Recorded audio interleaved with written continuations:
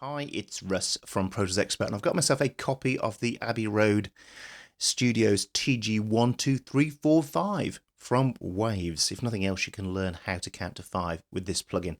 Anyway, I'm first going to show you around it, and then I'm going to show you some audio examples. But I've took a little tip from one of the Waves recent videos where you can fast forward to this video. So if you don't want to listen to me going through how it all works, then you can just zoom on to where I show you it in action by clicking in the top right there.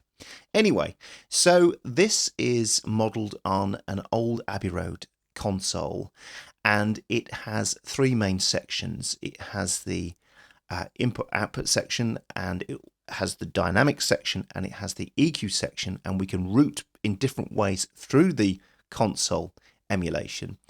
You can use it in duo modes. You can use it in two discrete paths. You can use it in stereo, which I'm going to use on this drum bus in a while, and you can use it in MS. So then the left hand side deals with the mid, and the right hand side deals with the sides, and so you can get some nice stereo spread on that. Also built into this is this spread button, so we can pull stereo in and out. So we can make it wider or we can make it narrower depending on what you want to do with the sound. Then we have the meters at the top here. We have the metering for the left, the mono, and the stereo and the right. Then we have the volume controls here, basically the fader controls, big old faders. If you've ever seen them on the desk, they were big, gorgeous things. I've been to Abbey Road, so I've actually seen them. They are just it's like working the Starship Enterprise rather than a mixing desk. It really was something really big and chunky. Anyway, then we got channel select, and this is important because when these consoles were created, they had a different sound on whichever cassette you had. Basically, they were called cassettes, and they were basically channel strips, and you plugged them into the console, and they had different sounds, and so they've modeled two of those sounds, channel 1 and channel 2, so you can vary between those and take a listen to those, and you can either use channel 1 on both sides, left and right, or on channel 2, left and right, or you can vary them. Then we've got a drive control there, and an inverse switch for your get my teeth in, an inverse switch for your phase. And then we have noise, and they've even modelled the noise, so you can hear that if you put your headphones on. Put some noise in if you really want to get the good old noise of the console there. Then coming right to left, we then have the routing or routing, depending on where you live. And you can go EQ, dynamics, and presence, or you can go dynamic, EQ, and presence, or EQ, presence, and dynamics. It depends how you want to do it. There's a big debate that's been going on for years. What comes first, dynamics or EQ? Well, that's just a matter of taste and what you're trying to do. Then we've got EQ, got treble, and we've got presence, and then we've got bass. We've also got a bypass switch there. Then we've got the dynamic side. You can turn them off.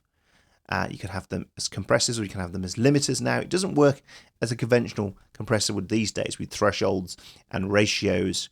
What you have is you have a hold time, and that determines how hard the compressor is going to work, and then a recovery time. That's how fast it's going to work, from very short recovery times to very long ones, up to 5 seconds, in fact. And then we have a mix. We can do parallel compression, which I always like.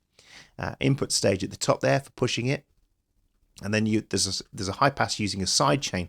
Sometimes you'll find that if you're using on a whole drum bus, the kick drum will be over pushing the compressor, and it will be affecting everything else. And sometimes you want that, but you can actually turn that on and off there as well. So that's really it in all its glory. It's just a case of really then trying out some of the presets and giving it a run. So let me show you in action. So first I'm going to show you on some drums. Let me play those drums for you. So I'll bypass it. Try to get level matching, because I know some of you are very keen to make sure that the levels are matched in these videos. So here's the drums. So that's off at the moment. Let's put it back in. You can hear now it's really starting to pull the... If I push it all the way across, that's now all compression. There's the original. As I say, I'm mixing it a bit.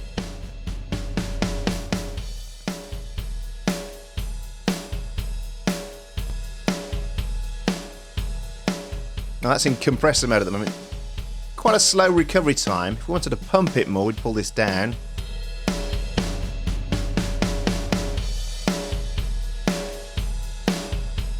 It's starting to suck again now. As I say, a bit slower on a mixed bus. Just to level it a bit more.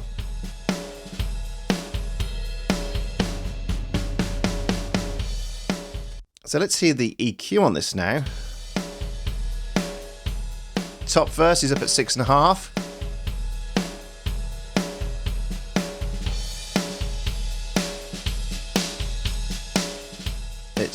very crunchy, it's very analog, it's got a character, and that's exactly what it's meant to have. Pull it down a bit further.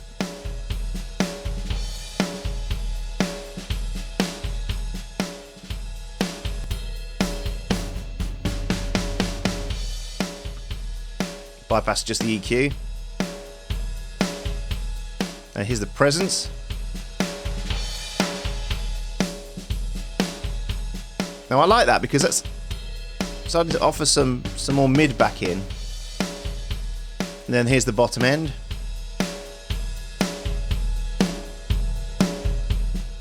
Now remember, if the EQ is coming before the dynamics, then you might want to put the side chain on then, so it's not over triggering it. But of course I wouldn't have the bass like that anyway. Probably just a little bit there. And then watch the spread in action as well, hear the spread in action, should I say.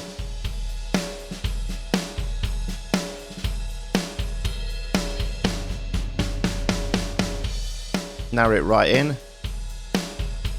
Push it back out again.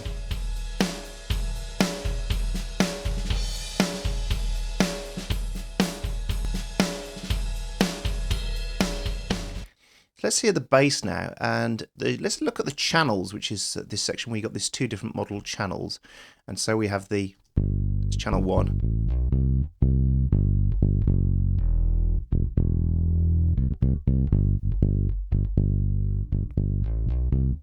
Now, depending on the content that's going through these, the type of instrumentation or the voice, it will have a very different effect. And again, we'll try it on the voice in a while. Quite like channel 1 actually. Again, this is in limiter mode this time, and we could put in the side chain. Now you can hear the compressor isn't responding all the time.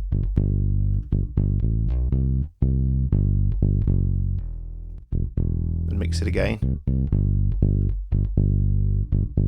Put the recovery higher.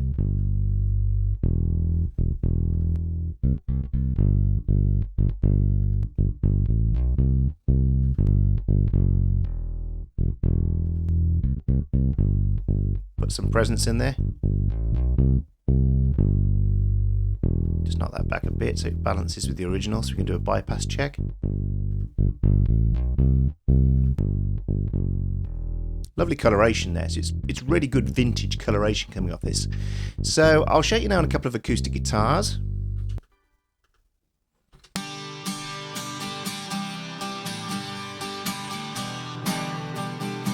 There's the originals.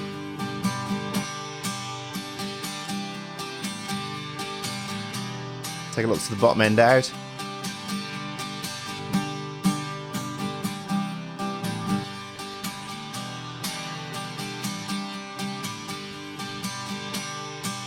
Showing a couple of electric guitars now.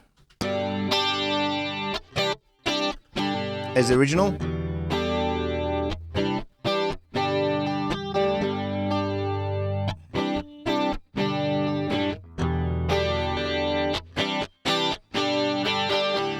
Get some real snap there.